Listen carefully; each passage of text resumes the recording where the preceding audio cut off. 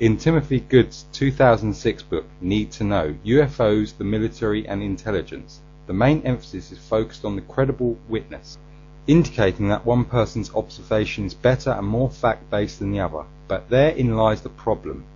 When talking about UFOs, there is no such thing as a credible witness. Part 1. Deciding who is credible and who is not. There is a common misconception that a man in high authority, i.e. the army officers, police officers, presidential staff, and even religious believers, have a more believable viewpoint than burger flippers, bus drivers, pizza makers, bin men, or the common street sweeper. Where the basis of this assumption lies is in the knowledge that people with certain levels of power already know everything there is to know, such as the secrets that governments hide from their people.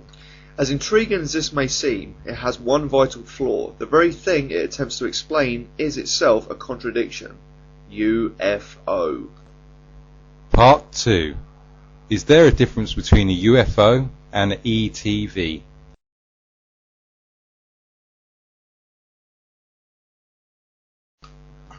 Although these acronyms are different and seem to represent two completely different things, they in fact mean and are used in ways that make them the same. For example, the fact that there is no factual evidence for an extraterrestrial vehicle at our disposal makes ETV irrelevant in using it to describe something you see in the sky, which you cannot identify, such as a UFO. In saying it is a UFO means you don't know what it is, but following the term UFO with such allegations as it came from another planet or I was abducted by UFOs, this is telling the listener you do in fact know what it is. Now this is an obvious contradiction. So where does the line begin with uncredible witness to the credible witness? Sure, the military personnel are around aircraft more than a bus driver. However, the bus driver in his spare time could be an aerodynamics expert and boast a previous career in some aerospace position, a plane spotter as it were. Now upon hearing reports of an unidentified triangular aircraft, the military layman will say, I've never seen anything like it. And of course you are free to make whatever assumption you want regarding its origin, but the bus driver's sighting would most definitely be discarded more quickly. So the question is, who is the more credible witness? And the answer is neither.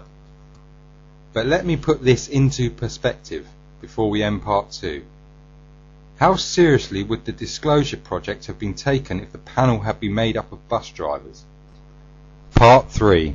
Further contradictions, reverse engineering. The stealth bomber is commonly associated with the alien reverse engineering. We can take a closer look at this.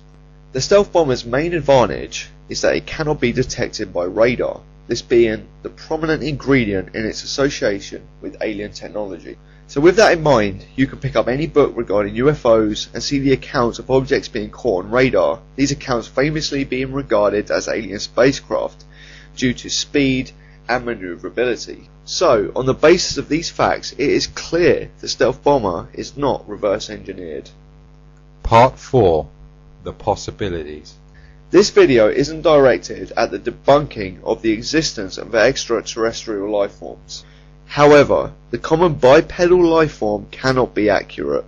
You will often hear that our sun is a typical star, and this is wrong. 95% of all stars are less massive than our sun. Stars that are much more massive than our sun have shorter lifetimes. If we are assuming life is widespread in the universe, then it will have to exist under a far wider range of conditions than we see here on Earth. Yet all we can do is base our current knowledge on how life could strive on our current knowledge of chemistry, and our current knowledge of chemistry is what we can see strive on this planet. So how likely is the possibility of intelligent life? Whatever the answer to this question is, we do know that humans are naturally solipsistic, so naturally we will think the other life is interested in us, and therein lies the problem.